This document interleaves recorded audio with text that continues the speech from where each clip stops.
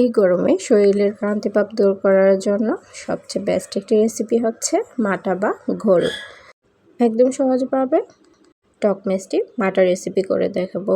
আশা করি ভিডিওটি সবার কাছে ভালো লাগবে। ভালো লাগলে অবশ্যই লাইক দিয়ে ভিডিওটি দেখা শুরু করবেন। আমি প্রথমে একটি বাটিতে নিয়ে নিব 1 কাপের মতো টক দই। টক দইতে সামান্য একটু মিশিয়ে নেব। এই পর্যায়ে দিয়ে দিব 1/4 চা চামচের মতো লবণ এবং 1/4 চা চামচ বিট লবণ। সাথে দিয়ে দিব চিনি।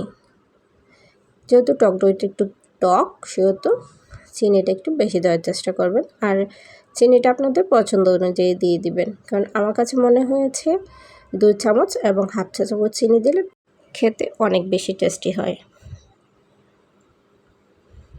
এই পর্যায়ে দিয়ে দিব আমি 1 টেবিল চামচের মতো লেবুর রস। লেবুর রসটা দিলে খেতে কিন্তু অনেক বেশি টেস্টি হয়। লেবুর রসটা দেওয়ার চেষ্টা করবেন। আশা করি ভিডিওটি সবার কাছে ভালো লাগবে।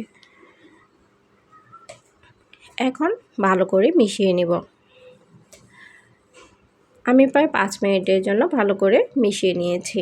এই পর্যায়ে দিয়ে দিব ঠান্ডা পানি, দিয়ে ভালো করে এটা মিশিয়ে নিব।